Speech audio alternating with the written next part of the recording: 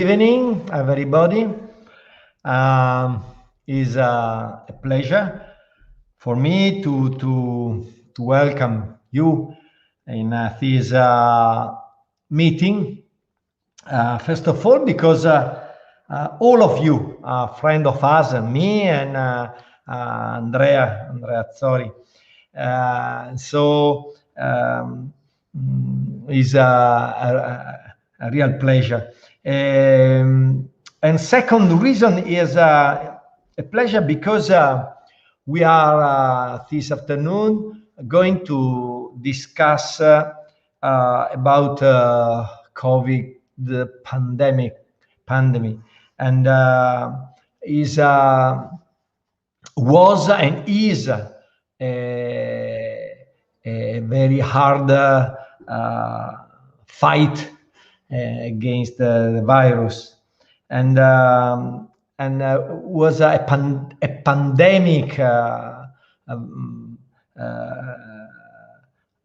virus because the virus was in the north and the south of the world, in all the planet, and we now, more than some years ago, are very aware about our vulnerability, not depending if you are rich or poor, in the north or the south, black and white, and so on. But we are vulnerable because we are everybody human being.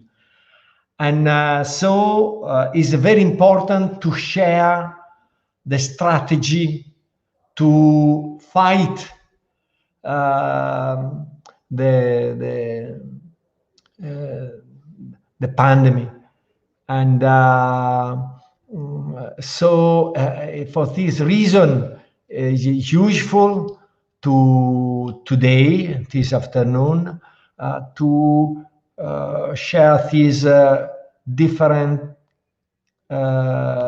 approaches, different strategies to fight the virus. This afternoon, we have two countries together, Italy and Germany. Some experience that we had in Italy, and some others coming from Germany, and to learn each other, to improve our capacity to fight the virus. And so I'm stop here. You are very, very welcome, and also for me as an opportunity to hear from you, your experiences and your successes also, and to learn more. So welcome again, and I leave the floor to Andrea. Dante, thank you for the welcome speech. And I think just to mention that this is the first of a series of meetings called International Outlook, in which, exactly as Dante said, we want to explore what's happening in the world. We want to compare people, especially people that are on the front line, people that have been fighting COVID from the front line. They gather negative and positive experience. They've been learning a lot. They've also been innovating a lot because they have to find incredible solution in a time of crisis. And I think that's a time where we need to share, learn, and then build a better health system, a more resilient health system, a more resilient economic system and society. In fact, these are the international look that comes from Doctors with Africa QAM experiences in Africa. Doctors with Africa QAM, since 1950, work in Africa, strengthening the local health system. Of course, with little resources, sometimes fragile context, but something that we've been learning doing, and is very actual and is very appropriate today, also in Italy and in Germany. With me tonight, there is Roland Gode, that is a friend, is somebody that has been looking at cooperating with QAM for some time. He himself is very committed with the foundation to work in Africa like QAM does. So I think we are the perfect fit, Roland, to try to put two countries together in a common fight, in sharing our experiences and making this experience becoming something more structured, more resilient for the future. Thank you, Roland. The floor is yours. Yeah, thank you so much. And Don Dante, Andrea, you both have set in an excellent way the stage and also the vision and the spirit of today's event. I'm very grateful for this. And please let me welcome all of you, all participants, especially our speakers, Ms. Anna Ferrino, Dr. Giuseppe Rossi, Professor Manfred Dietl, and Mr. Holger Rupp, and of course also our next speaker, which I'm introducing a little bit later in a few moments, Mr. Thomas Zahneisen from the Federal Foreign Office. I would like to greet also members of diplomatic corps, representatives of international organizations and federal ministries, and all of you participants, dear ladies and gentlemen. It's truly a welcome. It's truly a pleasure to welcome you all cordially, also on behalf of German Health Alliance. And please kindly allow that we will introduce all speakers directly ahead of the specific presentations a little bit later, and that we will do this very briefly because we would like to take full benefit on the presentation, on the content, the topics, and the Q&A. So there's a good reason why we do this event together, QAM and German Health Alliance, and Andrea, you have kindly already mentioned that. From our perspective, QAM as NGO, as Italian NGO, has an excellent track record in cooperation with the private sector, and that makes it highly interesting for us and our members and the private sector in Germany when it comes to global health and health system strengthening and also fighting pandemics. And QAM has a very special background, connection, network, and cooperation, especially with faith-based organizations, which is really a very powerful and strong, crucially important asset. And I remember well back, let's say, one of our first events where we came together, which was at the Vatican, a high-level dialogue on access to medicines and diagnostic tools, which happened at the Pontifical Academy of Sciences in almost exactly 5 years back. So QAM, with everything it does, with all the activities, with the cooperation and the networks, is for us a paramount example of true multi-sectoral cooperation, which is decisive in order to fight pandemic like COVID-19. And when it comes to this multi-sectoral cooperation and strategy, this is where QAM and German Health Alliance are very well aligned, very well, let's say, very similar in terms of configuration and strategy and setup. So just one word on GHA. German Health Alliance is focusing with one arm on global health and health system strengthening, and that arm has been jointly established back in 2010 by the German government and the Federation of German Industries, BDI. So quite interesting, let's say, genesis. And we currently bundle the experience and activities of 115 member organizations. And as I mentioned, in multi-sectoral setup, it's a very heterogeneous mix of actors from startups to SMEs and large corporates, and which makes it very interesting and powerful, plus highly reputable NGOs and actors from science and academia, covering a broad range of health expertise. And in this, we are supported by 4 German federal ministries, for which we remain extremely grateful. And when it comes to the contribution of Mr. Zahneisen, now in a few seconds, from the Federal Foreign Office, I well remember also when there was a peak of Ebola crisis in 2014, 7 years ago, how important this exchange and cooperation has been. So next year, QAM and GHA will be celebrating 10 years of friendship, exchange, and cooperation. And for last year, this is my last remark for last year, in June, we had planned a really wonderful high-level event in Berlin, jointly with QAM and GHA, expecting, for example, Romano Prodi. And also here, COVID-19 had an impact, regretfully, but that will not lead to a cancellation of the event. Rather, it will lead to a shift in time, hopefully to next year. So I'm looking very much forward to today's inspiring and fruitful discussion on the cooperation between Italy and Germany, especially on the potentials of our two countries to work much closer together, which hopefully is one, let's say, positive side effect of the COVID-19 pandemic to trigger such important cooperation fields and also concrete, tangible projects. I would like to thank everyone at QAM, especially Andrea Azzuri and Laura Braga, for this really wonderful teamwork. I would like to thank the GHA team for helping to organize this event.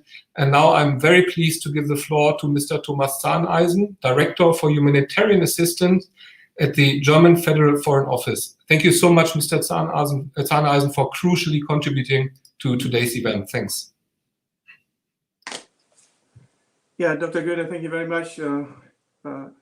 Andrea, thank you very much as well for the introduction.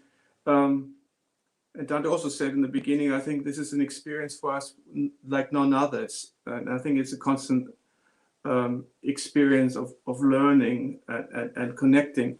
And I really come to this meeting a bit in an improvised way. So let me use it the way the whole meeting is titled as something of an personal experience of what we learned and where we come from, where we are right now. As you said, I'm the humanitarian director in the German Foreign Office now for 4 years. And for that reason, I will very much concentrate on the humanitarian dimension of our COVID response. But again, and Dr. Goethe, you mentioned it very well. There are many ministries involved, and so we're only a part of a bigger picture of many ministries working together. And a lot of the issues that you will discuss today, and probably the Ministry of Development and Economic Cooperation or the Ministry of Health would be the more appropriate partner to discuss. But my department, which I'm Deputy Director General, is bigger than just humanitarian. We also cover issues with stabilization, crisis prevention, issues like security sector reform, mediation. We also work on predictive analytics in predicting crises. We do scenario planning. But at the core of our department is really quite a massive budget of $2.8 billion, euros, sorry, almost $3 billion, which is primarily, but not only for humanitarian purposes. It's about 2.2 billion, a huge increase over the last few years. We have more than 800 projects, big ones from 100 million all the way down to 10,000. So it really depends on the issue. It's not because we're so committed to humanitarian assistance out of the blue. I think it's a reflection of the ever-increasing humanitarian assistance needs worldwide. I think we have a huge explosion of needs, and we have a serious, dramatically increasing underfunding of the system, which really, we're just tumbling from one crisis to the next. And you can imagine that the COVID outbreak really brought us collectively to a breaking point. Very quickly to health, because health is, of course, an integral part of humanitarian assistance forever, but I would rather call it the emergency health issues. So we, of course, focus on health issues in refugee context and refugee camps. It's part of crucial protection issues for vulnerable groups, and always the understanding that we would only act in a humanitarian fashion if the state health system is unable or unwilling to do it. There are 2 points where we have previous experience which were helpful for our COVID response. One is, of course, vaccination campaigns. I mean, we've always been involved in vaccination campaigns worldwide. Again, primarily it's a development issue, a health issue, so we work through government structures, and in some cases we cannot do that because governments are not unable to do it. And one example I want to mention, where I, from a long time of being posted in Afghanistan, was deeply involved is vaccination, polio vaccination in the border region between Pakistan and Afghanistan, where often we have to negotiate access with the Taliban. And so we really focus on these very specific cases where we strictly need a humanitarian approach to get people vaccinated. The second issue where we had some experience, and I think, Andrea, you mentioned it already, was the I think what I mentioned it. It's the Ebola crisis. This was for us a defining moment, and I think we learned a lot that if you want to treat a pandemic like Ebola, which is comparatively small to COVID but complex in its operation, we have to think bigger than simply treating Ebola. I think what we really extensively worked on, and I served in that region, East Congo, Rwanda, for many years, was really getting to the people, really getting the last mile right, because it is very difficult to treat a pandemic in a region which is completely controlled by outlaw gun groups and where no health system at all is available. So what we need to provide first in order to treat is getting access for humanitarian workers, and we have to open the space, be present, treat other diseases, because we have to convince people that it's not only about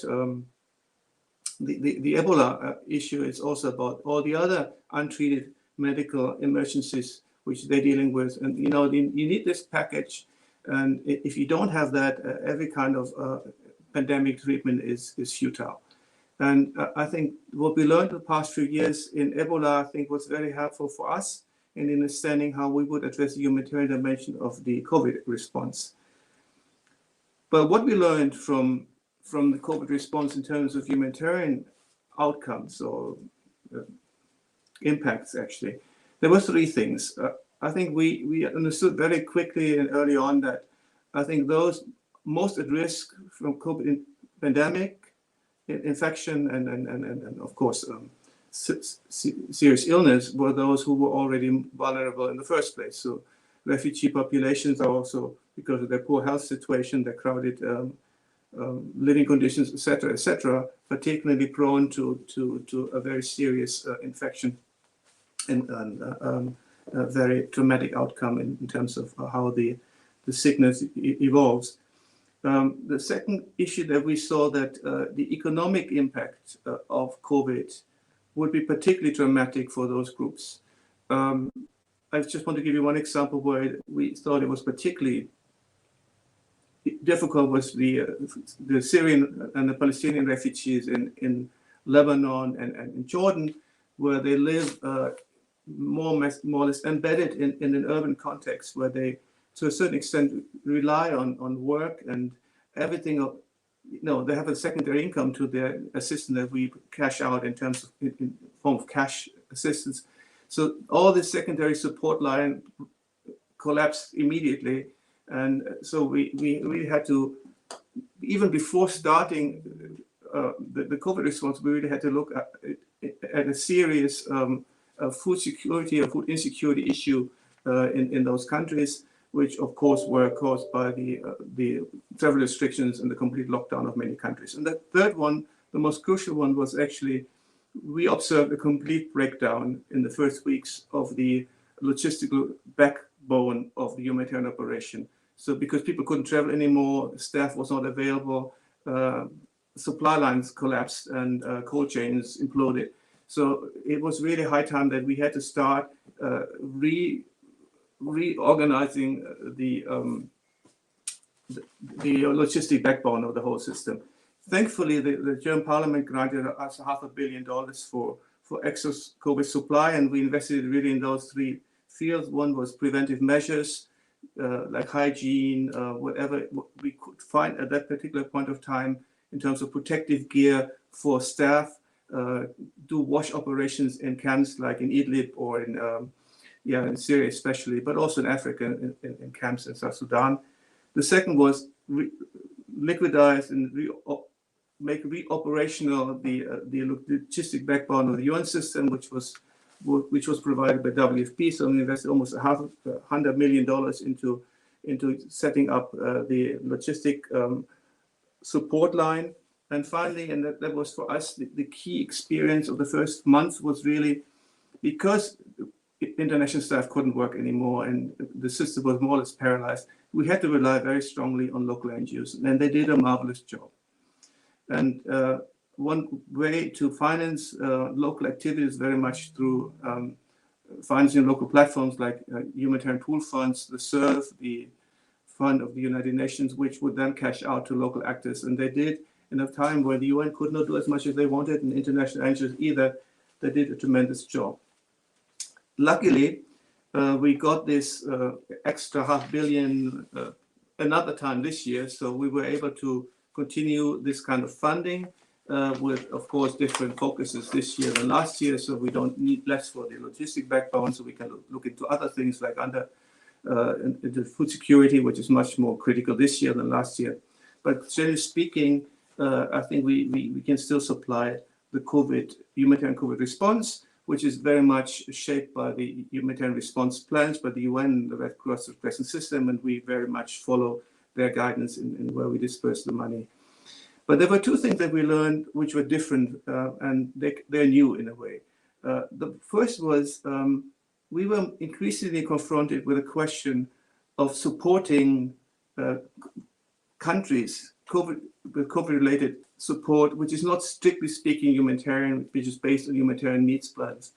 And I just want to give you a few examples, but we did it, and increasingly we do so. One was very early on to supply protective masks for Wuhan, where the outbreak of the hard to believe nowadays that China was actually short of protective masks at the time, but we were able to find some, and it was the first thing that we did. It was really flying support to Wuhan, and of course, and to a certain extent also to Bergamo.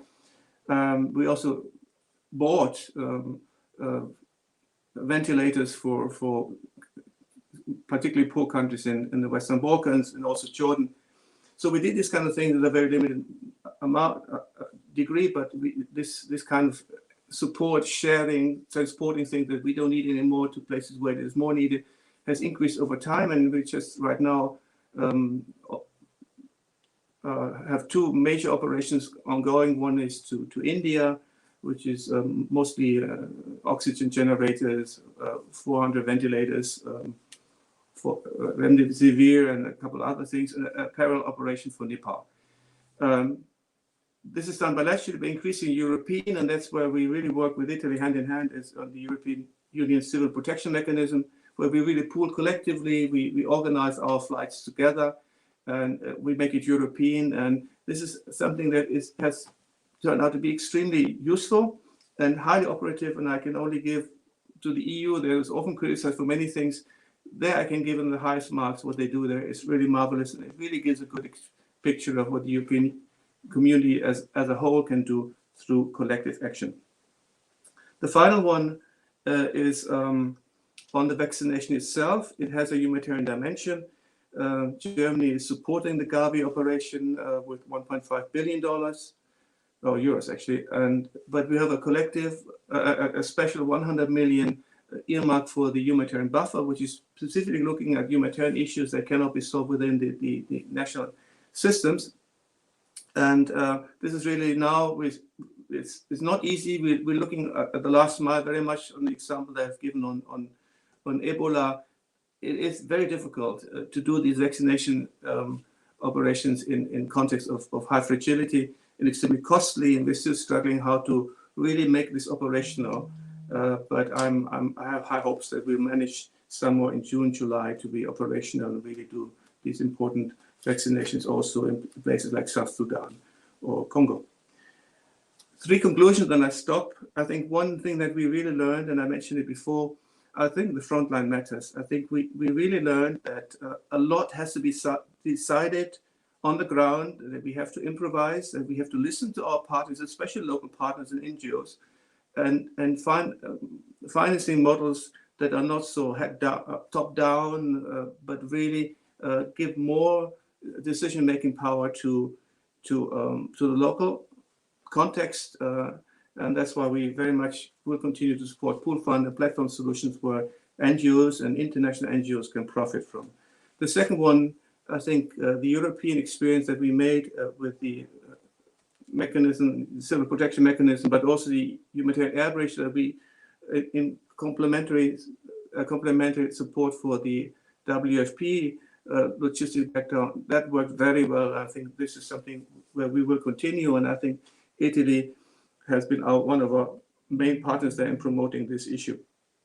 And finally, we will continue to build a non-humanitarian third pillar in our department, and which will really focus on catastrophes, pandemics, which are not strictly humanitarian but need to be done, very much along the line of the European Civil Protection Mechanism. It will be operational in July, and I think hopefully we can use it for something else.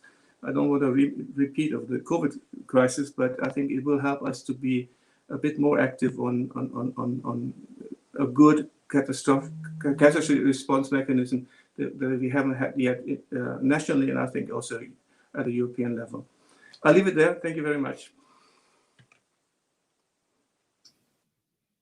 Yeah, thank you so much, Mr. Zahneisen, for this excellent, really excellent remarks. And that is really important for setting also the further discussion today. And we are very grateful for really richly contributing to today's event. And I would like to hand over to Andrea for introducing the next speaker. Thank you so much. Thank you, Roland, and thank you, Mr. Thomas, for your intervention. I think we learn a lot, you said, and it's true, we're learning, and it's time to share, and it's time to listen. And thanks for quoting again local NGO. We partially local as a QAM, but the most important, the local NGO are frontline workers. It is like exactly the title of this meeting tonight. And talking about the frontline, it is my pleasure to introduce Dr. Giuseppe Rossi. Dr. Rossi is Director General of Cremona Hospital. He's been managing complex hospitals around Lombardy and other region for some years now. Cremona I think is a complex situation in normal time because it's a big hospital with a lot of services close to the population, but was also the first wave hit Cremona badly. And I visit them donating a small thing, a ventilator, nothing comparing what they need.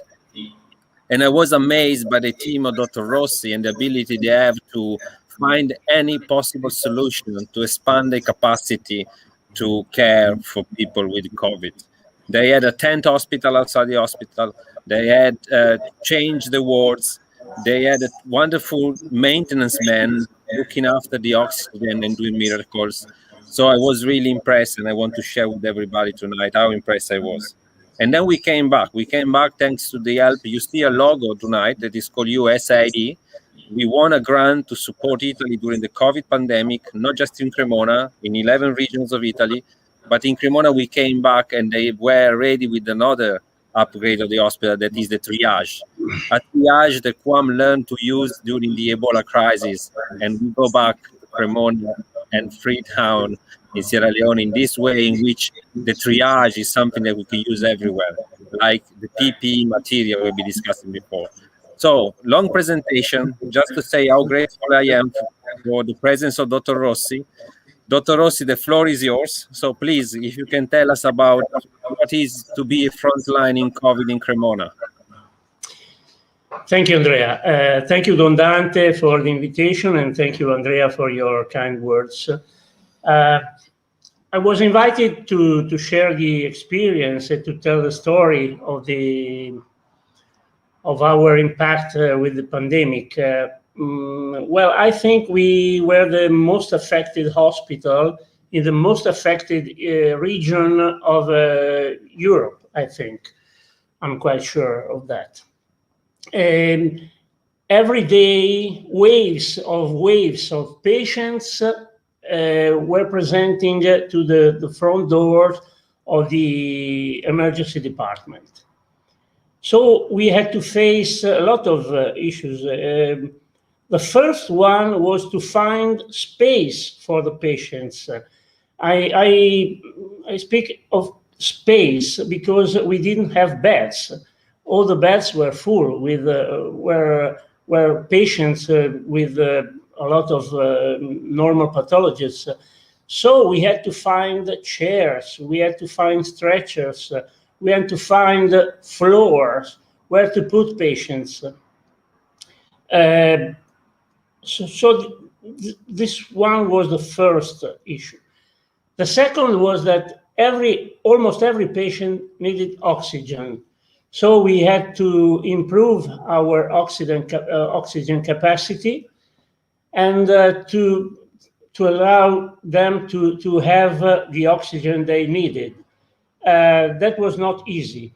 One night, the oxygen flow was so high that the conjunction, they froze.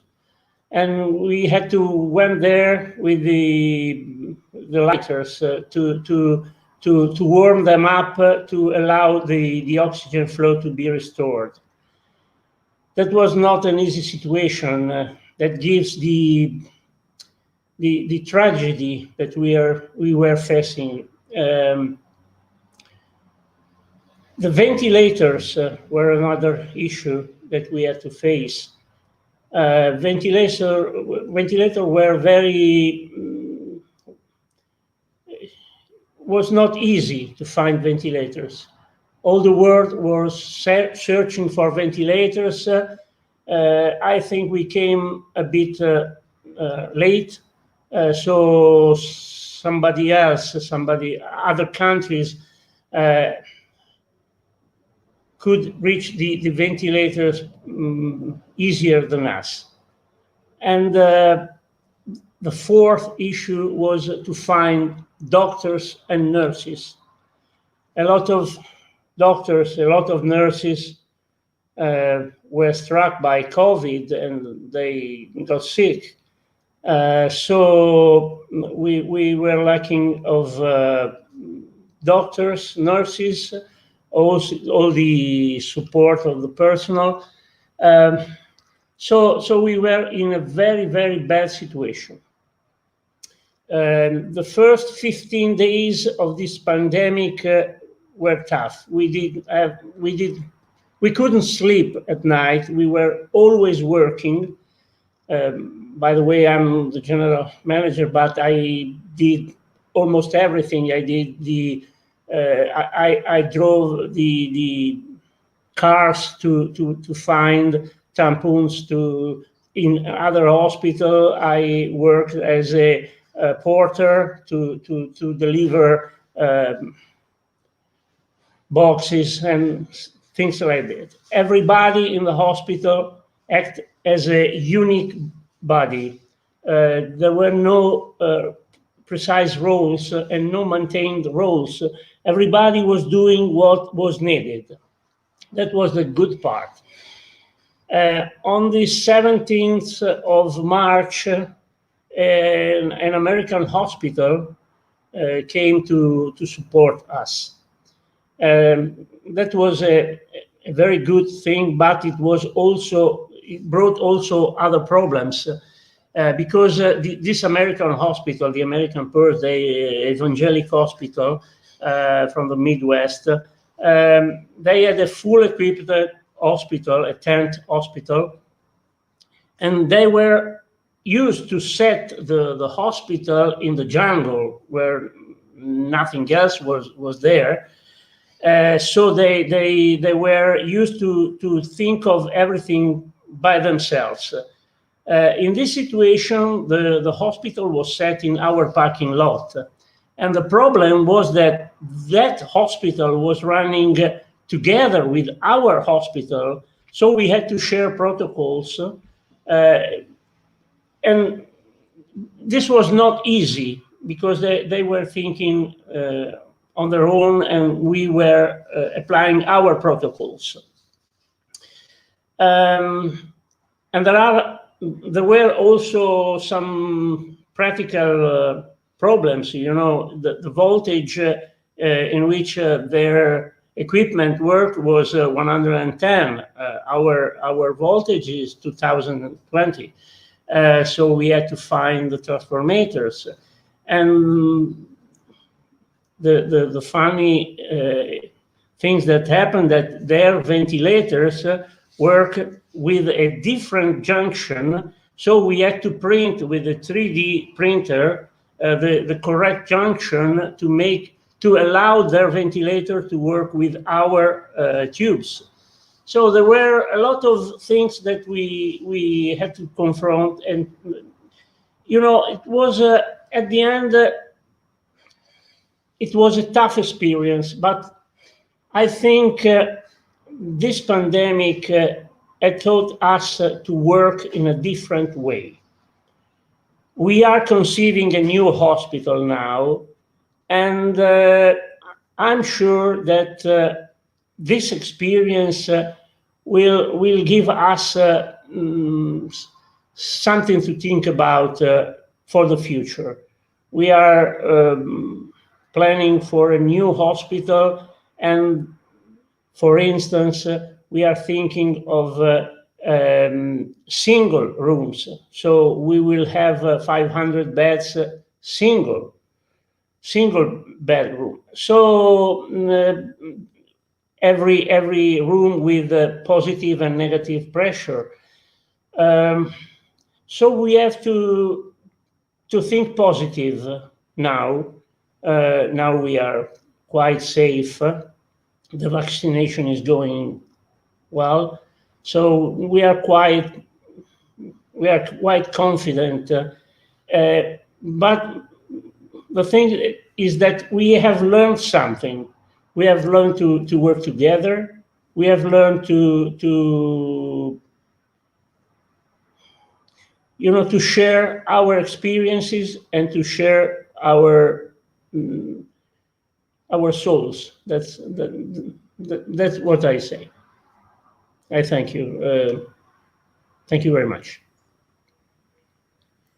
Thank you, Dr. Rossi. I think your speech was really great. I think we have lots of images of people that are trying their best in Italian hospitals, and you kind of, the narrative you use was very personal, and I think this is a pandemic, but it's touching everybody in a personal way. And I took notes. I mean, I exactly took notes of other places, like you said, the space, oxygen, ventilators, human resources, but most important, probably work together, working in partnership. And I think that long list of things that we are learning will not be very different from the next speaker from a different country, a different setup. And so I leave the word to Roland to present the next speaker from Germany.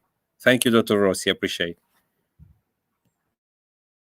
Thank you so much. And yeah, Dr. Rossi, thank you also from my side. That has been really impressive and an absolutely important report, really from the heart of the front line, and really also touching, and especially that you mentioned that the future concepts of building hospitals could be affected, or maybe will be affected by this pandemic. This is a very interesting remark, and we are really grateful for also towards you for really enriching today's event by this absolutely crucial insight. Now it's a pleasure to give the floor to Professor Dr. Manfred Dietl. Professor Dietl is former director of pathology at the Charité University Medicine Berlin. He's also vice chair of the board of our German Health Alliance, and he has so many roles and so many merits in really different levels. He has been working for the World Health Organization. He has been awarded for his, let's say, honoring his merits in different fields. And please allow me, Professor Dietl, that I take it very briefly and give you the floor. We are really grateful to have you here, and we are looking forward to the second presentation now from let's say, from the front line, from the perspective of Charité. Thank you so much. Allora, buonasera a tutti, è un grande piacere per me di essere insieme con gli amici italiani, ma adesso I will change to English because it's a little bit easier for me to speak English than to speak Italian. By the way, at the moment I am in Italy, nelle Marche. Sometimes I'm mixing up Italian and English, so I have a little house in Italy, and so at the moment I'm there. How can I share the presentation now? I see it down there. Yeah, do you see it?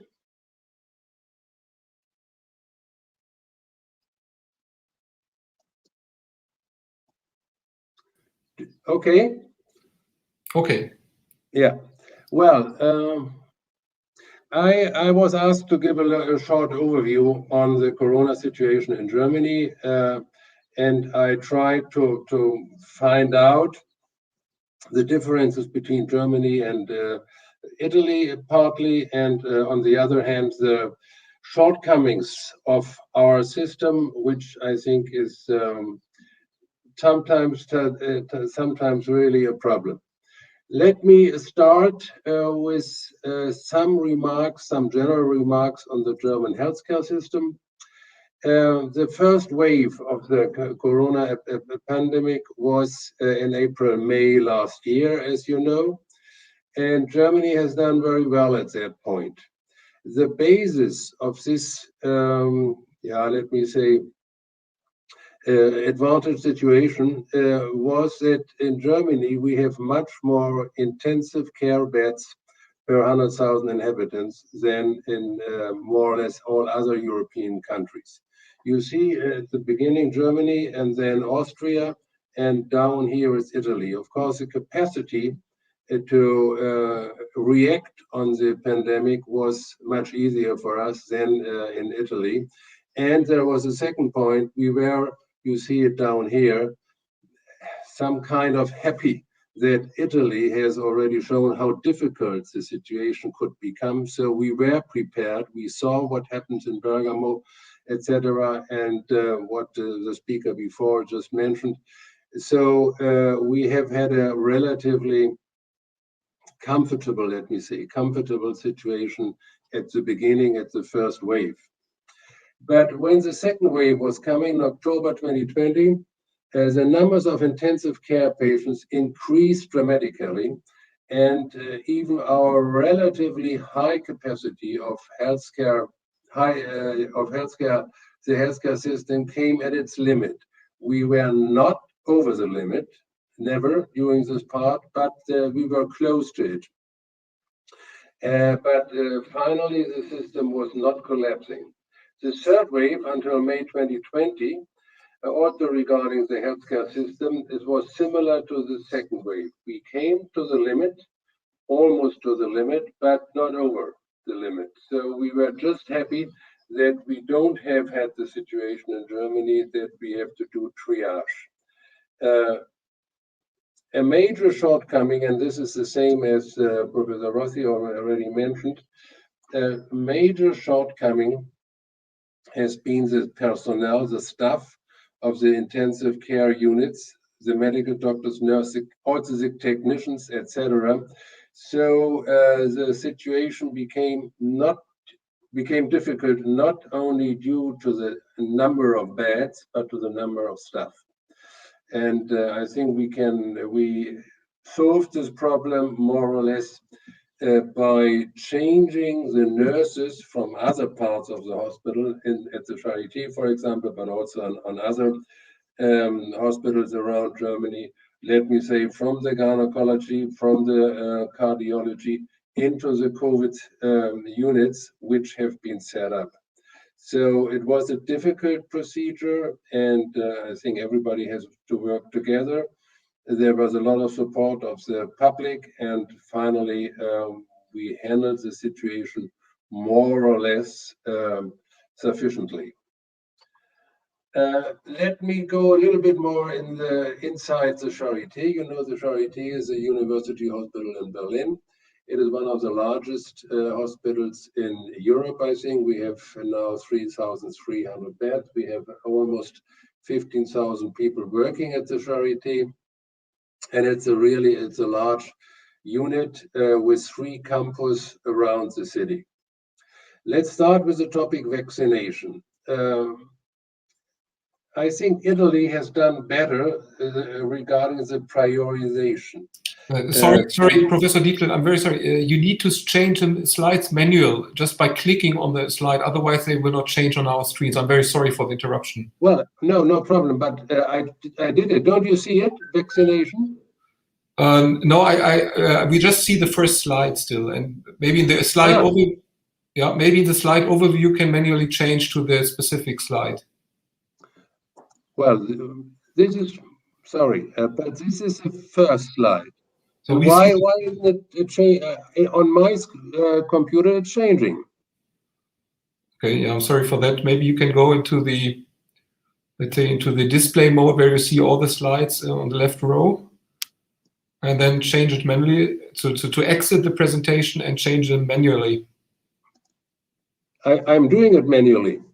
Okay. How can we handle this? Okay, obviously, then I think I see a mouse moving there on the preview of the other slides. We see the preview of the other slides as well.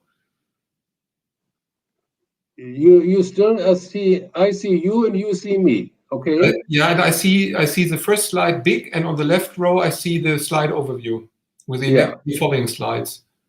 And it isn't moving. Why it's not moving? On my computer it's moving. So I see the mouse. If the mouse is now being whoever, no, I don't know.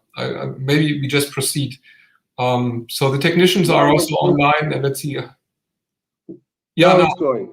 Now it's perfect. Yeah, excellent. Thanks so much. Sorry for the interruption. No problem.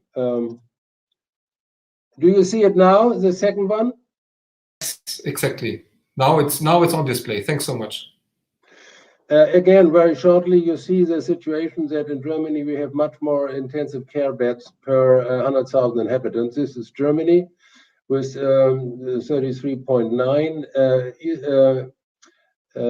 Austria, United States, France, Spain, Italy, etc. So the basis of the beginning of the pandemic, it was much easier for us to handle the increasing number of COVID patients.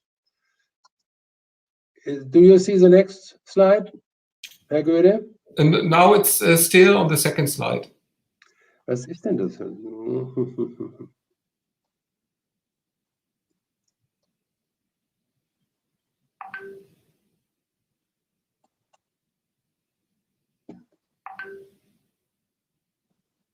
Yeah, now it's the third slide. Perfect. Was this so? Okay, the second wave was much more difficult for us. The numbers of intensive care patients increased dramatically, and the capacity of the healthcare system came at its limit. It was not collapsing, but it was close to the limit. The same situation was true for the third wave until May 2021. So more or less up to date. A major shortcoming, and Dr. Rossi mentioned this already also for Italy, was that we didn't have enough personnel for the intensive care units.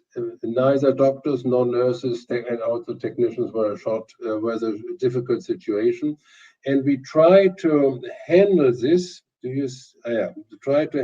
by moving nurses and doctors from other parts of the hospital, from cardiology, gynecology, etc., to the units which have been set up for the COVID patients. You see it now? Vaccination? Yes, it's being seen. Now it's working fine. Thanks so much. Mal eben gucken, wie ich das so mache. Nee, das ist wieder okay, machen wir. Okay, we have to leave it like this. The pandemic situation inside the Charité. Some remarks. First, I think that Italy has done a better type of prioritization. That means, as far as I know, Italy has set up the medical staff as first priority. In Germany, the medical staff was second highest priority, which to my feeling was a mistake. Nevertheless, we have had a strong discussion then regarding the AstraZeneca vaccination versus BioNTech vaccination. This discussion in Germany and also inside the Charité was not very helpful. There was a lot of uncertainty of the patients and of the staff, but finally we handled it by trying to convince everybody to become vaccinated. And we have an official recommendation that at the beginning, almost all have been vaccinated by AstraZeneca, and then we changed to BioNTech, which was no problem, neither from the medical situation nor from the collateral damage situation. The side effects were almost nothing. So we were happy that this change was possible and it was officially recommended. The time between the first and the second vaccination could be 4 to 6 weeks, maximum 9 to 10 weeks. And today all employees are vaccinated with 2 vaccinations. So I think that the situation at the moment becomes much better. Nevertheless, it has been a relatively severe problem.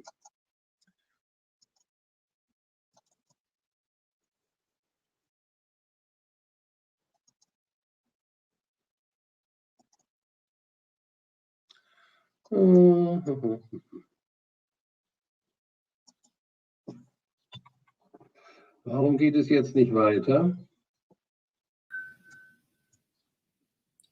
Yeah, whatever. Sorry to say, whatever you did before seemed to function. So if you On the overview of the slides on the left, click to slide number 5. Yeah, I do. Yeah, that's strange.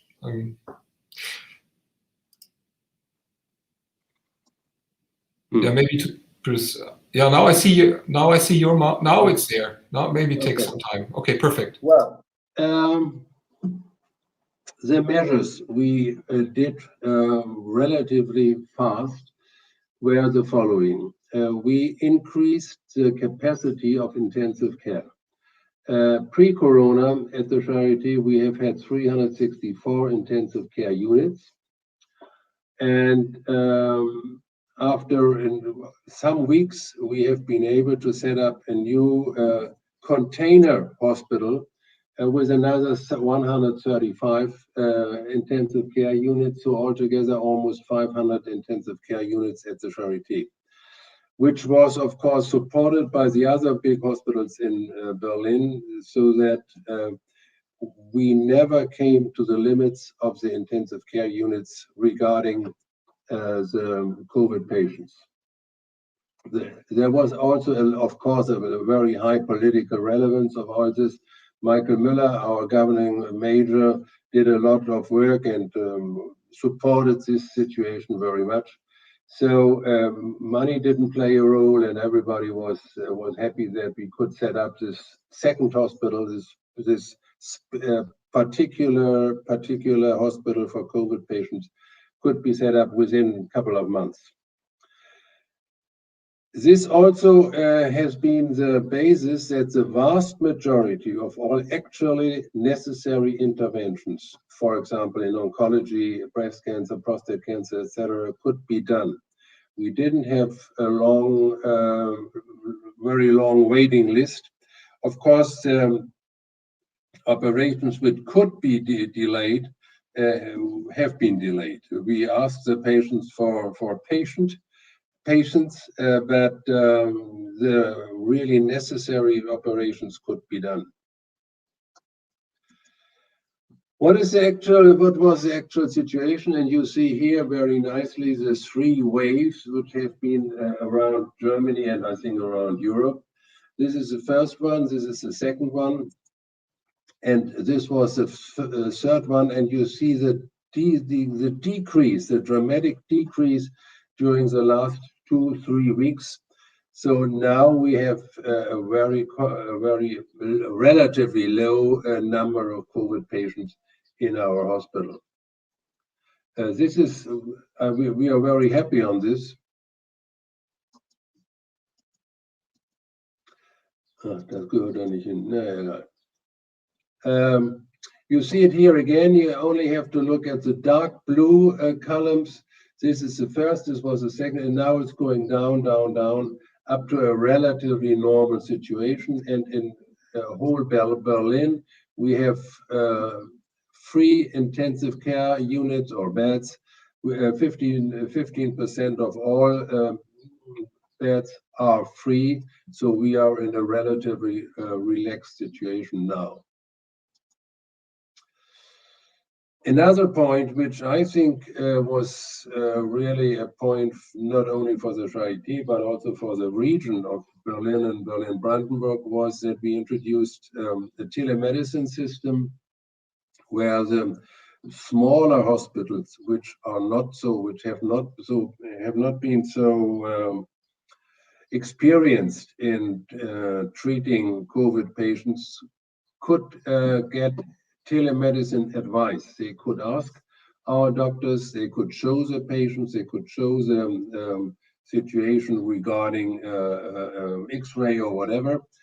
And there was a team of doctors at the Charité which did this telemedicine service for 11 hospitals, and later on it has been expanded to 30 hospitals around inside Berlin and around Berlin, so that the help for doctors which have been treating COVID patients for the first time, there could be a very intensive help and a better management around in the region. I think this was also very helpful for getting the things running. were some remarks regarding the Charité.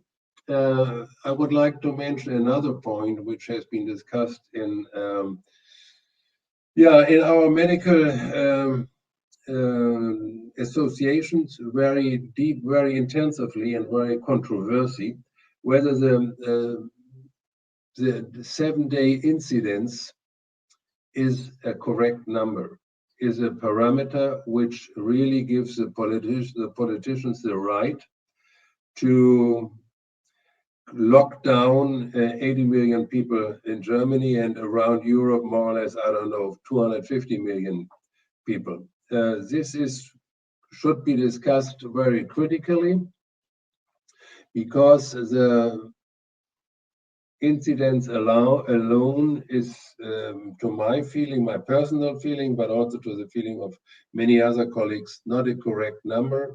At least the intensive care, the free intensive care units should be considered. There should be an algorithm which includes the patients which are coming newly on the intensive care units. So there should be other parameters. I don't want to go too much into the details, but after the pandemic, I think we have to discuss this point more in detail, whether the 7-day incidence really is a good measure to guide the political decisions. Another point which in Germany is really a problem, I don't know, I think in Italy it's not so relevant, is that we have a very federalistic structure in Germany. And you see here, we don't have to go into details, but you see the structure of the organization to handle the pandemic. And it's a small cabinet on the political level, it's a big one, etc., etc. So the speed of reaction is very low. It's too low for such a situation. And there were a lot of shortcomings, a lot of decisions which have not been communicated very well. So I think that the population became more and more skeptical on the relevance and the correctness of the political measures. I think in the future, I don't know if the situation in Italy is the same, but in the future we have to find ways how to communicate very intensive, very relevant measures, brutal measures partly, to the population to get a higher rate of acceptance. And there were some really problematic points. The government always said we need vaccination, but when the vaccination was accepted, approved by the EMA, then there was no doses. This, of course, was a political disaster, and also the capacity for the test, for the PCR test or the antigen test was relatively low at the beginning. Professor Dietl, I'm very sorry. Two more minutes, please, and then we unfortunately have to proceed in the program. Thank you for your kind understanding. I want to go to the actual situation. Now the numbers are down. You see it here very easy. It's going down, down, down. This is from 11 May, and today we are approximately here. So I think that the pandemic, at least at the moment, and we hope there is no fourth wave, is more or less under control at least. I can skip the future consequences, but the last point, my experience in Italy, I have been there for at least 2 or 3 months last year and this year. I think the red, yellow, green regulation was well understood by the population. The Italian population was very disciplined and followed the measures more correctly than the German. Maybe a surprise, but it was like this, at least at the Marke, nelle Marke. The border controls, by the way, were very relaxed on the other hand. I was going up and down and nobody asked me why I'm coming or if I'm vaccinated or if I have a test. Nevertheless, the restaurants and the stores are now open, and I'm looking forward to una bella cena per questa sera. Vielen Dank, thank you very much.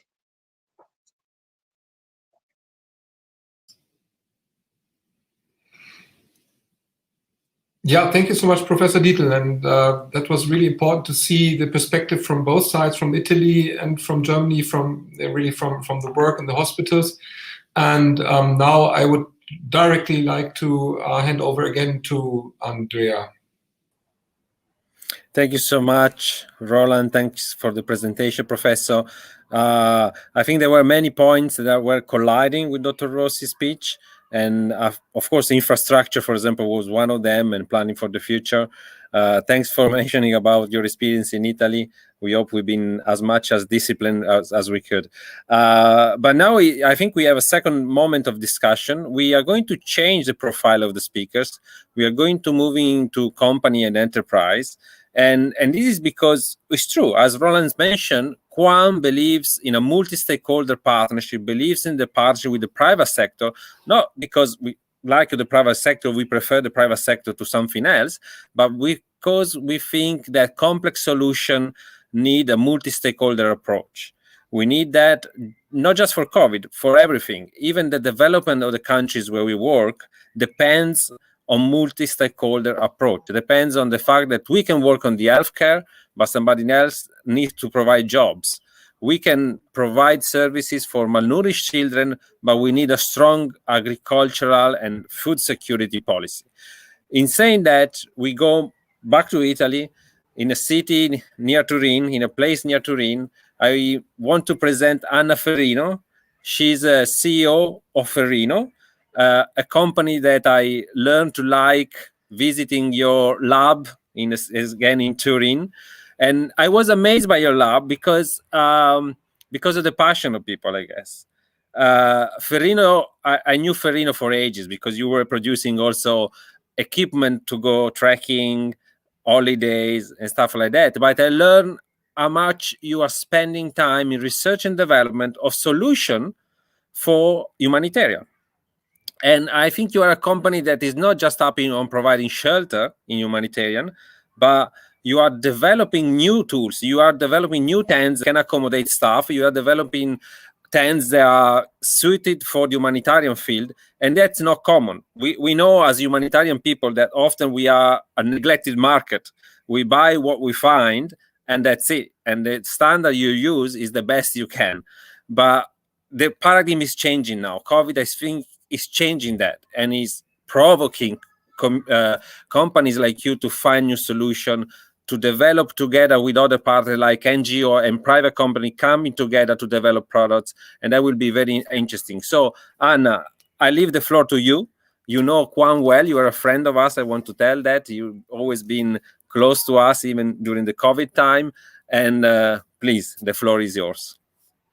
So thank you so much to Quam and to the German Health Association for inviting me to share our experience tonight.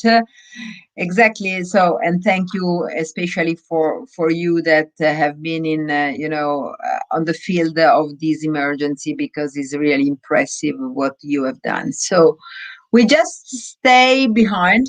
And we love working for 150 years now on accompanying your needs with a kind of design thinking approach. So I just show you some slides of my company profile presentation. As I explained to you, Ferrino is a very old Italian outdoor company.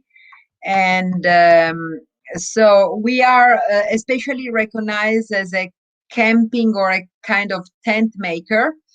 And we make tents for 150 years. And we do that at 360 degrees. I mean that we do outdoor products, but we were around 40 to 45% of our turnover is because we develop special equipment for people like you that work in emergencies.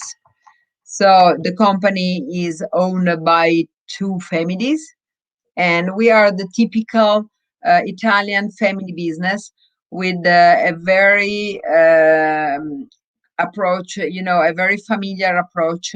And we really love to enter, in the mind of our customers and to develop with hand by hand with them according to their needs and expectations. We do that in different areas. So we are quite recognized as a mountaineering outdoor brand. These are, some of the old ambassador of our brand. The most famous in Germany and in Italy is far away Reinhold Messner. Ferrino has been the first tent to be pitched on together with Reinhold. We have been the first tent to reach all the 8,000 feet mountains of the world.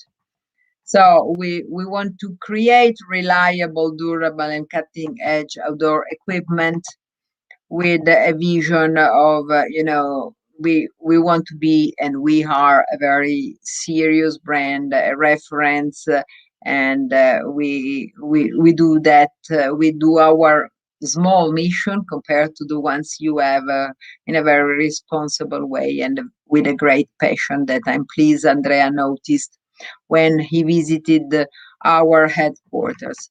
So our collection and our expertise is basically in textile equipment, mainly tents, backpacks, sleeping bags, apparel, etc. And these are the fields we act in our outdoor field. Coming to our how the design philosophy, as Andrea explained, we have a design thinking approach. So normally we sit down with an organization, for example, one of yours. Of course, we have a catalog with a selection of products, so you can find in our catalog already several products that might meet your need. But if this is not the case, we set a meeting, we hear your needs. Any organization has his approach to the emergency and his way of acting. So Marco Chiaberge heading the development team. Then we conceptualize your product or what you have requested us to do. We model it, we draft the pattern, we prototype, and we do several field testing, including the one of our customers. So it's very important also that you are satisfied with the product you have in mind. So we once again work hand by hand on the field testing, and we revise the prototype till we both reach the best final possible result. So as I told you before, we switch from the high altitude tents to field hospital, but we have also brand collaborations. Like, for example, we have developed just a few examples, a range for National Geographic. We have developed some camping products for Fendi that are right now in the shops. And last but not least, for example, we have developed the textile part of this exoskeleton that is capable of changing the working condition factor on the workers, because the repeat movements can cause injuries on the body. So Comau is an Italian leader on Industry 4.0, and they have made this exoskeleton to help people to have less effort on the body.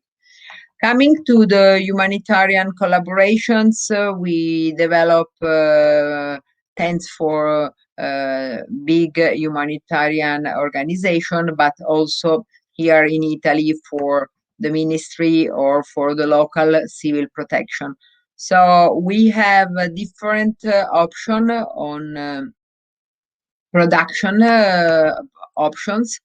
We go from Asia production hubs if we need big capacity and we need to reach certain price points.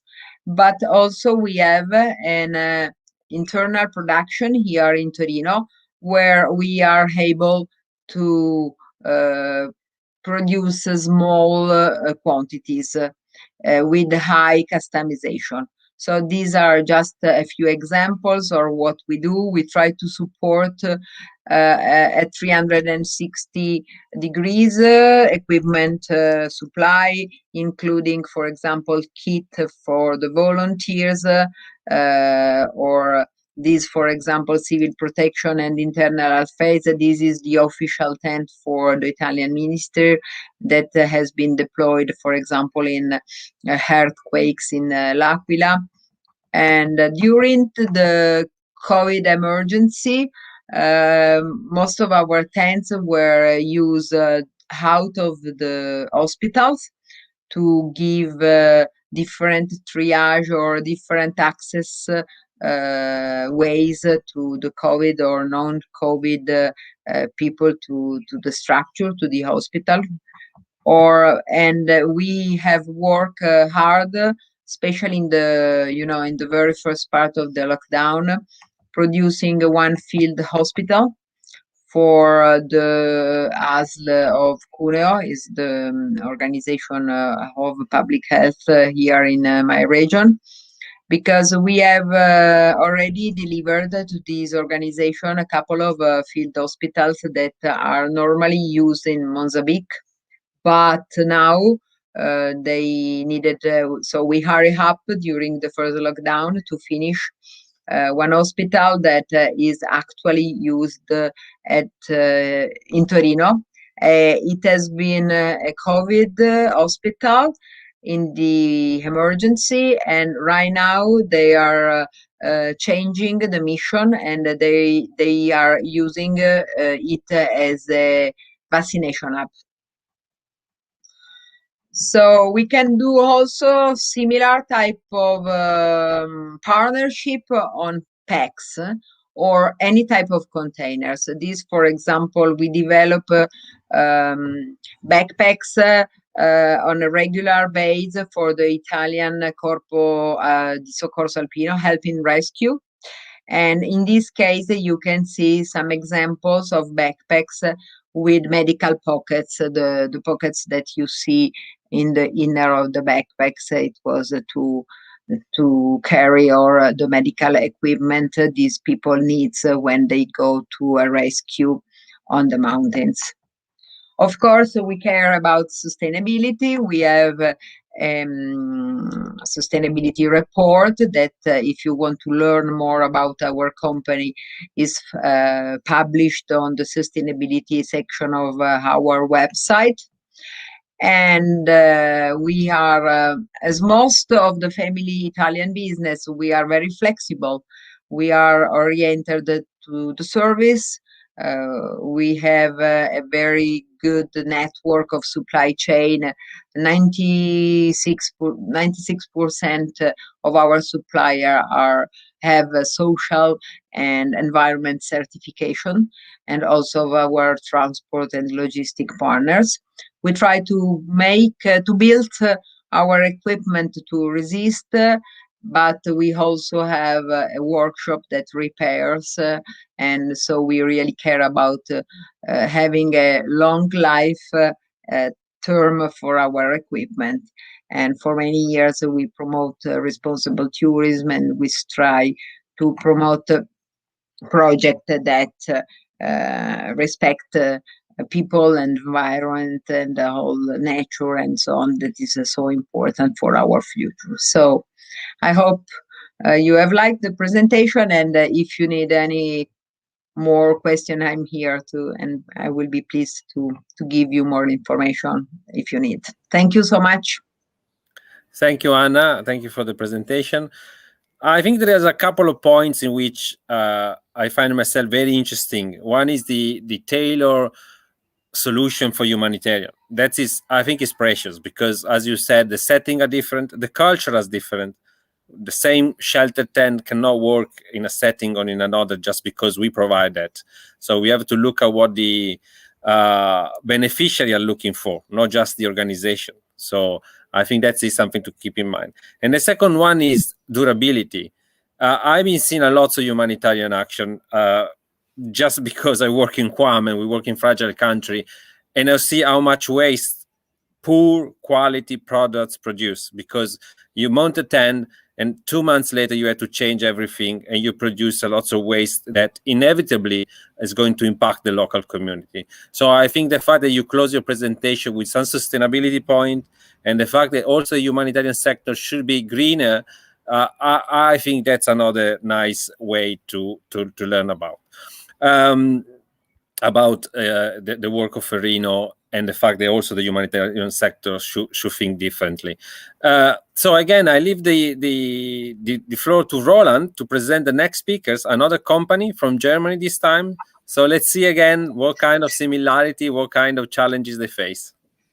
Yeah, thank you so much, Andrea, and thank you so much, Ms. Ferrino. I mean, that has been a perfect and very, stunningly impressive example of the potentials of innovation in different levels. Innovation in terms of products, especially also in the manufacturing processes, the production technologies, and what Andrea mentioned, this tailor-made approach. This is really, this shows that there's a DNA in your 150 years old company, which is so well future oriented. And I remember from one of our preliminary talks that you mentioned that just about 20% of the products you offer and sell are directly from the catalog, and 80% are those tailor-made specific products. And that is something which is really impressive. And also when it comes to the cooperation, close cooperation with NGOs you have shown. So a paramount example of close cooperation and expertise exchange between private sector and NGOs. So thank you so much for that. And now coming from 150 years of Ferrino to 400 days of IMEPRO, so a brand new company. So that's quite a contrast, but there's a binding element in the two presentations from Italy and Germany when it comes to Industry 4.0. And as we all know, COVID-19 has so much being hitting supply chains. Sourcing of products was a massive problem, so of the urgently needed products, especially in the beginning of the pandemic. And so there has been, for visible and understandable reasons, a much raised focus on local production.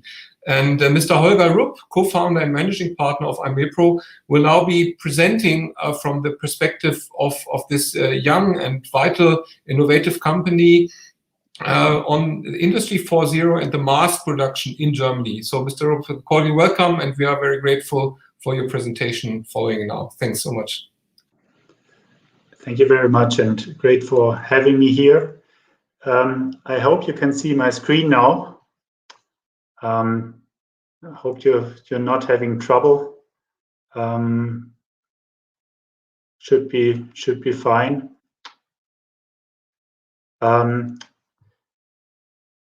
Okay, UmiPro is a new company, only founded last year in March, and we followed the intention to provide COVID-19 protective equipment from Europe. When we started in March, the situation was that the virus was spreading rapidly, and there wasn't sufficient material or protective equipment in the market, especially in Germany and in Europe. So the medical surgical mask and FP2 mask were in a short supply.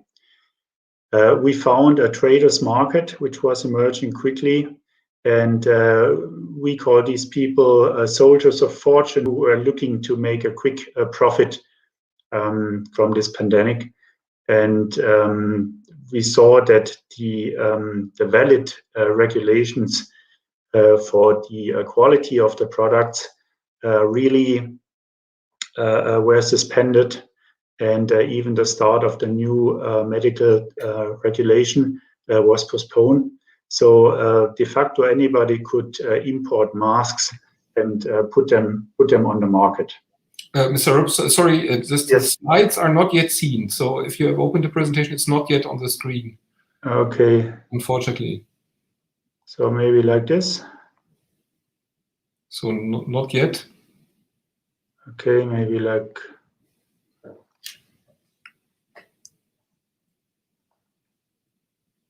Okay, I shared the screen. No, unfortunately not.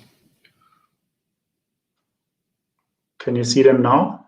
Now something is happening. Now we can see the screen overview with the preview of the, actually so there's a second slide, and we can see the slide overview on the left row. So we can see the preview window, but that's fine.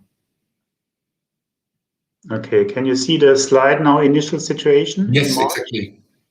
Okay, so we try it this way. Unfortunately, I have only one screen. I have my laptop at the moment, and I cannot see what you can see. So I'm sorry for that. I apologize for any inconvenience.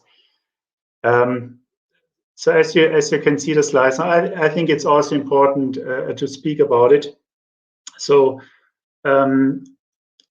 what we found as a situation was a drastic price increase. The mask prices really shot through the roof. And at that time, everybody was paying even more than €1 for a normal surgical mask, and even more than €5 for an FFP2 mask.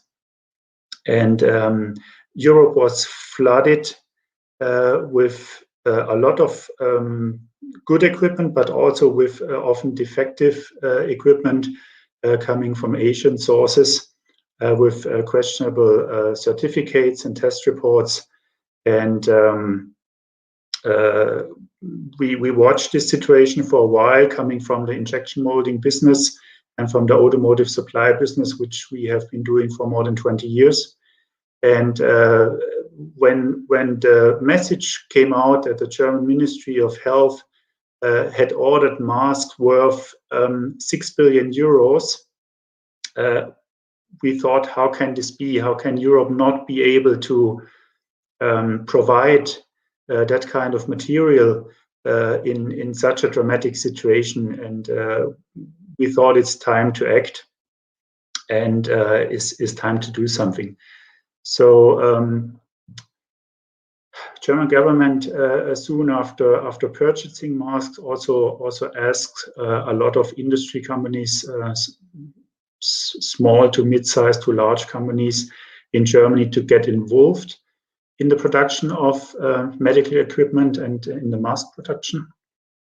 And they wanted to promote their own national production in order to quickly become independent of supplies from different countries. Of course, China makes 90% of the mask supply still worldwide. And everybody was aware that once the supply chain broke to China, it was a very, very tough situation for everybody worldwide. So to that date, we only saw masks from Asian manufacturers. And there was also a bottleneck in the production of the primary material, the so-called filter material melt blown. And we reviewed the situation. We did a couple of calculations. We had one production site, half empty, near to Leingarten, and we decided to start really manufacturing protective equipment. But we knew from the beginning that we would only be helpful to everybody and also successful in a financial manner if we set everything up in a very modern way, in a fully automatic way. That's why we call it Industry 4.0 mask production. And so we looked at some of the production sites in China, and we figured out that there's a lot of manual processes. And we knew that if prices would drop, again, what they did over the last 12 months, the mask prices dropped by more than 90%. So as prices would drop, we knew we could only be competitive during and after the pandemic for the next decades, if we use all the technology, including digital technology, to set up a large-scale production site and a manufacturing site.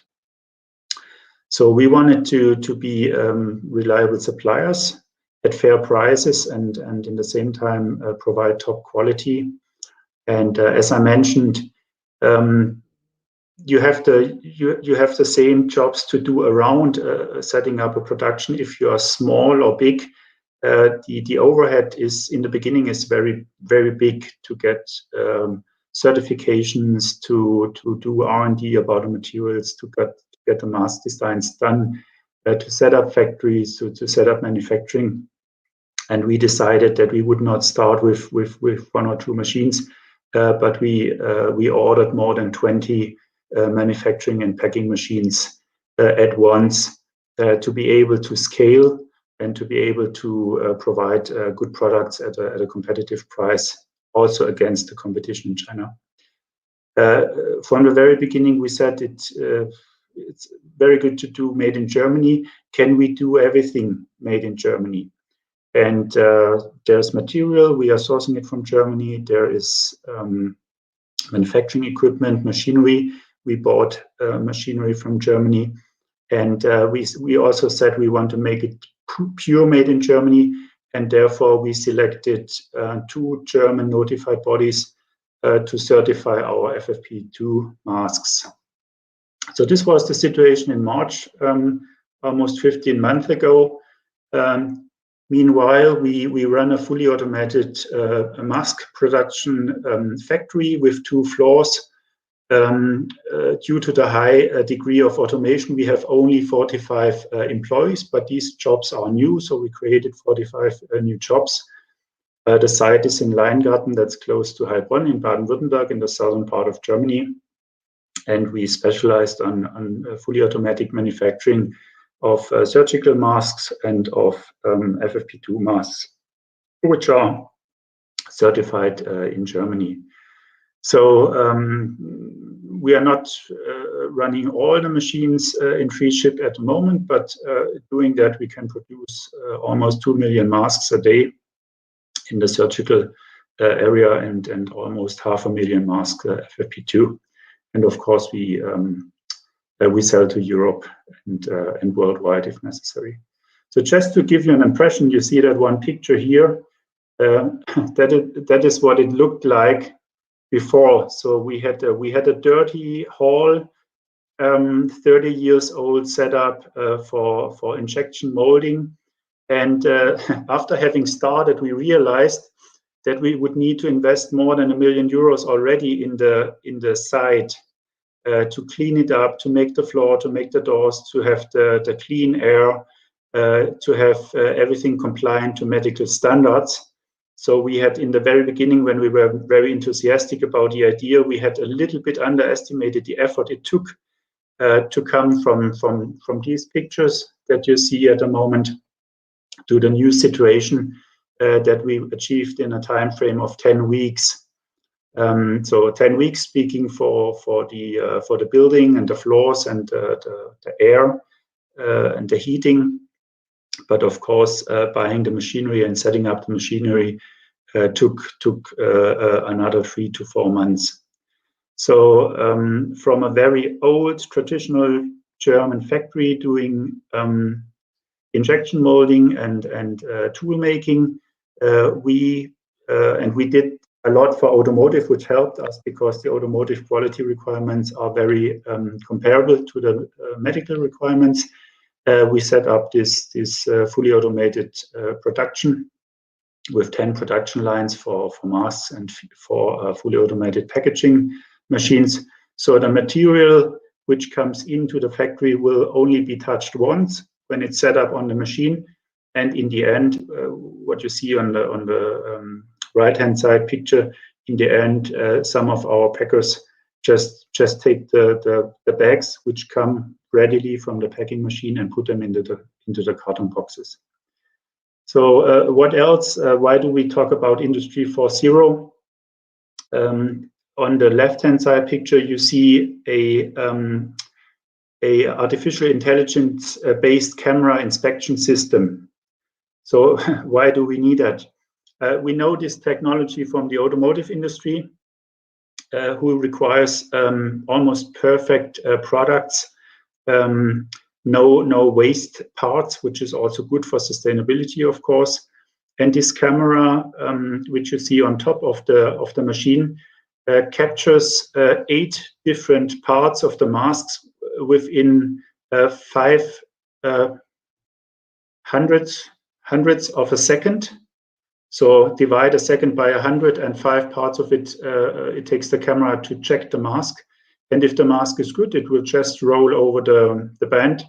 And if it's bad, it will be thrown away. And also, the stacking is fully automatic. We stack the masks and then put them into transportation boxes.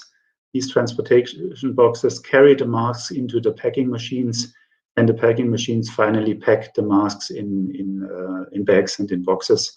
So like this, you have a completely closed loop. You have a complete hygienic loop.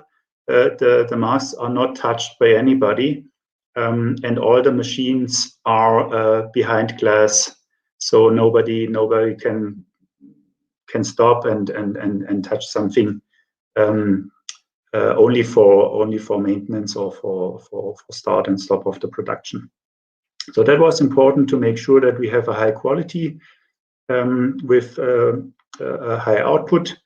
And to give you a little impression about other thoughts, we heard about design to manufacturing or to design based approach in the former presentation.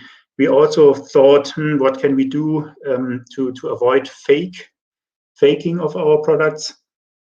And we decided to first of all design our mask for an optimized manufacturing process, for an optimized and stable manufacturing process.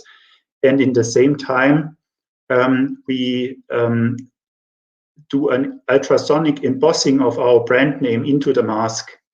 So you know that the printing of the masks, where it says CE0158, for example, the CE conformity. In addition to that normal print, which is a tampon print, we do an ultrasonic embossing of our brand. So like this, you can be sure if you read UmiPro on a mask, it is really from our manufacturing site in Germany and cannot be faked by any type of manufacturer.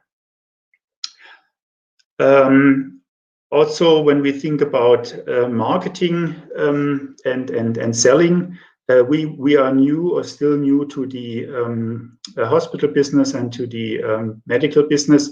So therefore, we thought, how can we establish a brand from the very beginning?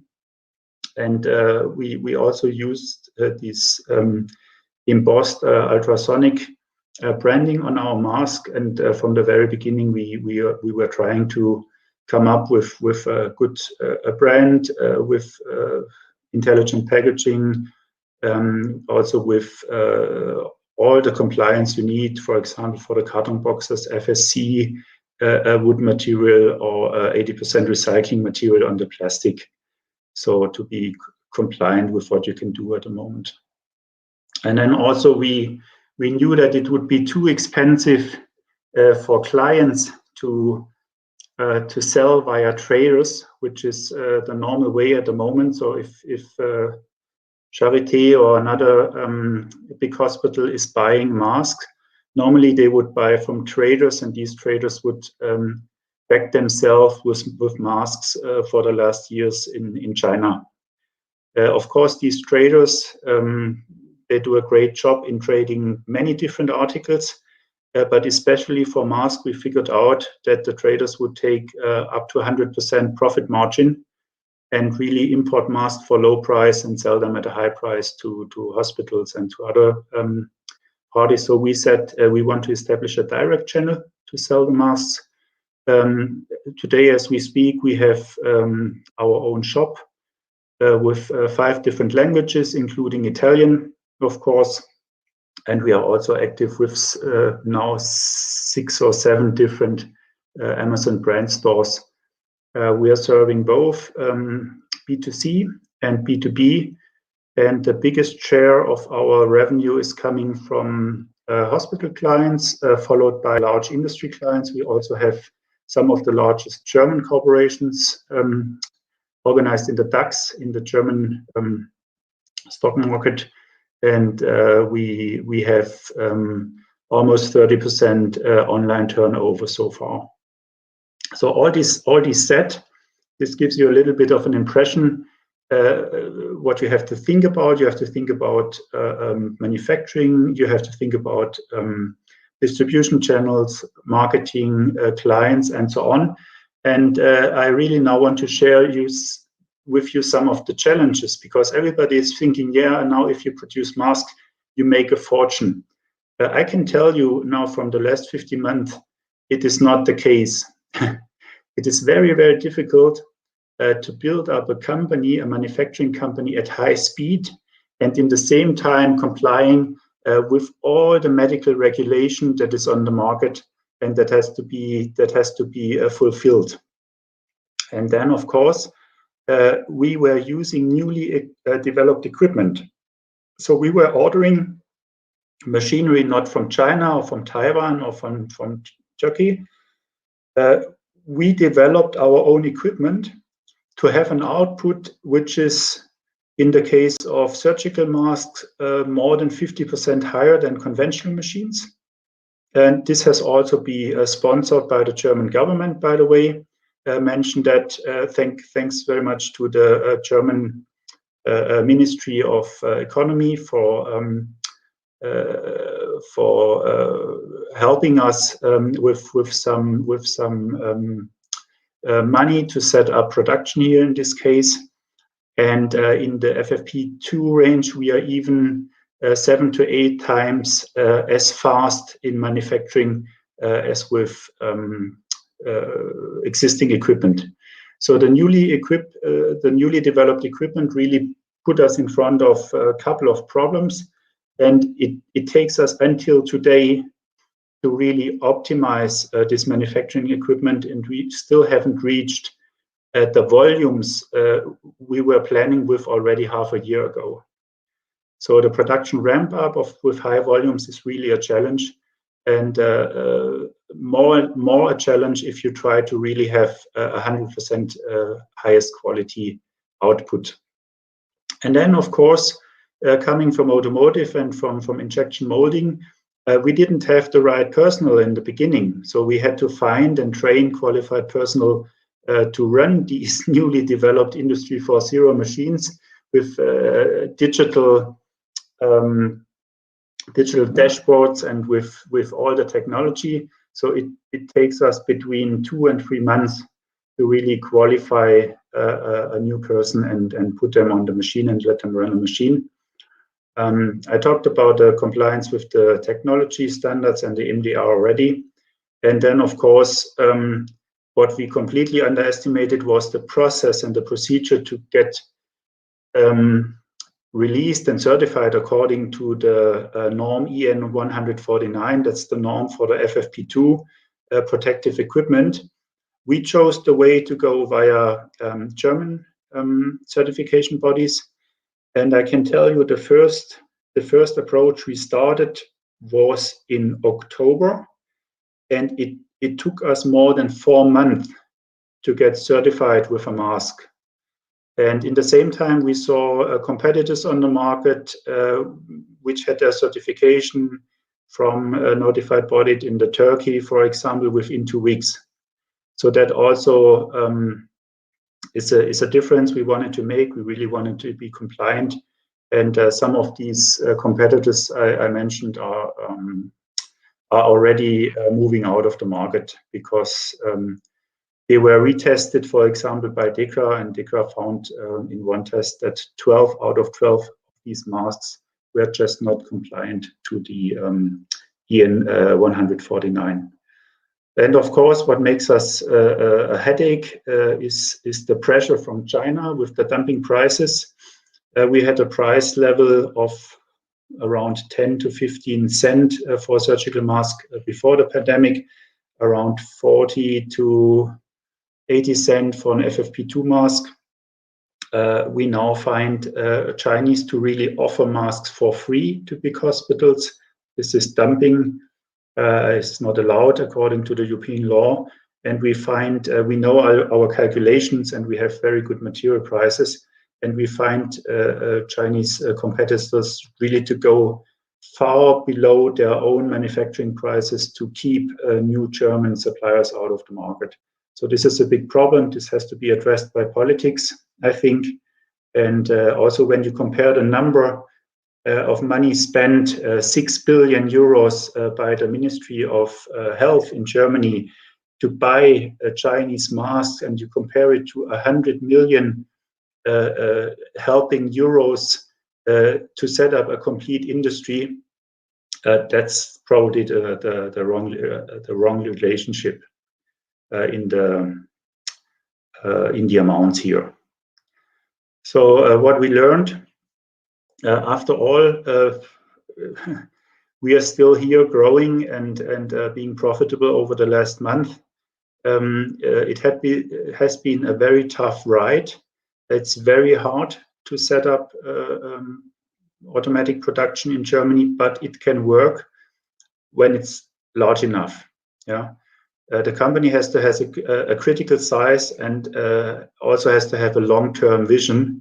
And only if you plan for being a supplier after the pandemic, it makes sense from what we learned. Then we learned that the quality and reliability prevail, and we have a high acceptance of our products in hospitals. And even if we are a little bit more expensive than Chinese goods, but of course we always run into the same discussion.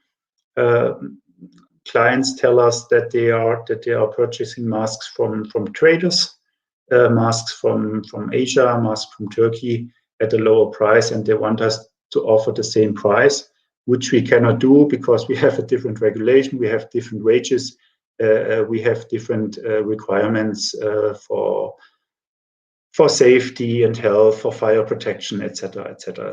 It just costs more money to manufacture something in Germany than it costs to manufacture something in Turkey or in China. And we are proud to provide our masks to a lot of university hospitals now. I think also Charité bought some of our masks recently. And after all, let me close with the comment that from now on we should get prepared for the next pandemic. We came through 3 waves in a pretty difficult way. However, we managed to do it.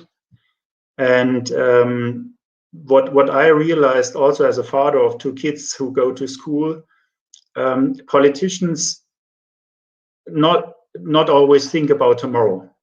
They think of the current situation. They think of being re-elected. They think of the public opinion. And for example, the situation now, nobody is talking about the winter next year. Nobody is talking about setting up a new structure, different structure for the potentially next pandemic. I always got the impression that politicians are running behind. So they are behind the scenario. They should start to get together with all the players and start thinking about how can we solve such a situation in a better way next time it will happen. If it doesn't happen, great for everybody. Yeah, I would wish that we have never again any pandemic here in Europe or in the world, but potentially it will happen. And now is time, with all the experience we made, to get prepared, and not only prepare for the next 2 weeks and for the next election, but also get prepared strategically and putting all the knowledge together.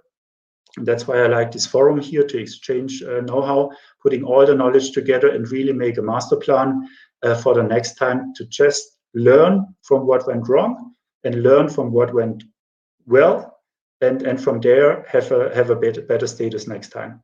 That is my wish. And let me thank you for your attention. Of course, I'm open for questions if there are any, or after the session get exchanged by email or whatever. Thank you very much. Yeah, thank you so much, Mr. Rupp, for this very detailed presentation and giving a particular perspective on local production and also the challenges, but also the benefits you found from deciding and investing into producing this protective equipment on your own according to higher standards. So that has been a really important example. So in light of the timing as well, a bit over time, I just would really like to thank everyone. Unfortunately, there's no time for really discussion and questions, but I guess it has been important to have these different presentations from Italy and Germany, from the hospitals, the Frontline, and from the companies. And I would like to close by saying, first of all, thank you to all participants, especially to the speakers for being with us today. Let me say, if I would have a wish, it's really on the potentials of Italian-German cooperation. We are clearly, in our two countries, we are sharing values, experiences, and we are sharing commitment to engage in the fight against COVID, and in general also in health system strengthening in other regions of the world. So this is a binding element which puts Italy and Germany very closely together. We have similarities in culture and especially in economic structure, looking to the importance and the role of, for example, and particularly of SMEs, small, medium enterprise, and family-owned companies, as have been presented impressively this early evening. So this should just be a starting point for a more intense, broader, and also, that's important, a continuous dialogue between Italian and German actors from the different sectors, which will hopefully lead to new Italian-German cooperations, concrete, tangible projects. And if this is a goal we can jointly reach by this stimulus from this event, I guess we have reached a lot. And so I would like to thank everyone, especially on side of QAM, for really making this possible and for inviting us to become part of this GHA. Thank you. Stay safe and healthy. And now I'm handing over to the closing remarks to my friend Andrea. Thank you so much. Thank you, Roland. Thank you. I think I don't have an easy job to wrap up because we had so many interventions, so much inspiring experiences, and I just will start from the last speaker. Mr. Rob mentioned about the future. The future is a future where we cannot believe there will be another pandemic. I mean, the risk is very high. We're learning from this one how unprepared we were. So I think that preparedness will be a key word for the future, for anything, from companies, government, facilities like the hospital we heard. I also think that we have to look at something that is not just quantity, but is quality. I mean, the two companies, they put out a very tricky question. It's about the cost and the quality. And as a humanitarian sector, sometimes we go for the cost. And I think the paradigm needs to be changed. We need something that is better quality, that is produced in a way that doesn't harm the environment, for example, and is maybe locally produced, because if it's locally produced, we will avoid what happened during the first months of the epidemic, where everything was locked down and we could not even ship things over. It would be very, very difficult to procure even a simple, allow me to say, Mr. Rab, a simple surgical mask. And also we need better solution. For example, an hospital like Anna mentioned in Turin can become first a COVID hospital, then can be sanitized, then can become a vaccination point. This is because it's strong, it's quality, can resist over time. This hospital can be undone and shipped to, for example, an African country where there is a cyclone going on or a war, where they need a new infrastructure like a tent hospital humanitarian setting. So the quality, I think, was really core in this. And about the hospital, again, I go to the personal experience. We all had very strong personal experience during this pandemic. But again, I think Dr. Rossi mentioned, somehow Professor Manfred as well did it. It's about the future. I mean, we need a different kind of hospital, single room, positive, negative. We need to think ahead, because a nice room with positive and negative, if a pandemic will never happen again, is still a good thing to do, I guess, because it probably improves the quality of care or is better for infection control in hospital anyway. So again, here in Italy, for example, there was a lot of pressure on the health system about cost, and everything was about how much it costs. No, I think we need to think how much we care, how much it is important, how much we want to be ready for something that may happen, may not, but may happen. So I think really the question here is opening up.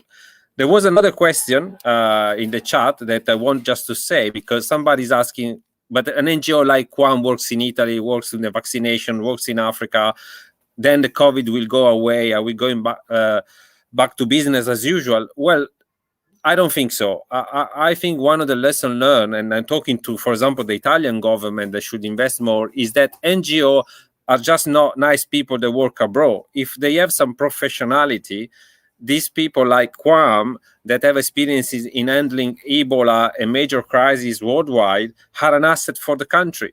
These are not money for charity. This should be an investment in learning how we can train a workforce that can work in Africa, can work in Italy, but is able to cope with this approach, this disaster management, it was called in the university before COVID.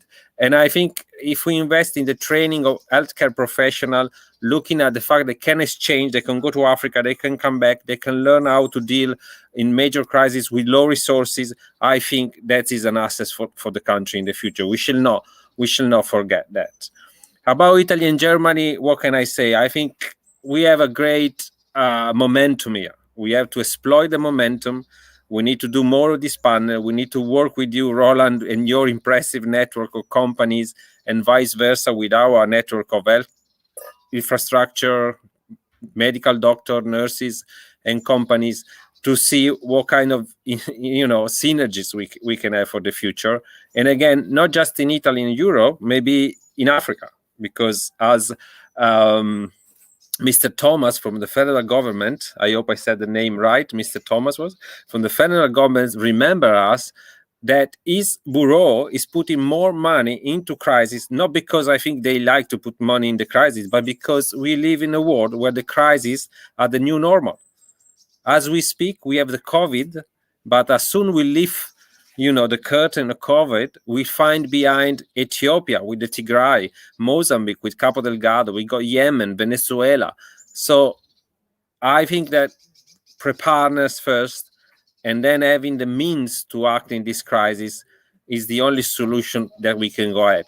Local crises that are not addressed, they will become in global crisis in a way or the other. So I want to close with this idea that, to me, the key words from the future will be preparedness and investment in sectors. I work for an NGO, so I would say also NGOs, but company and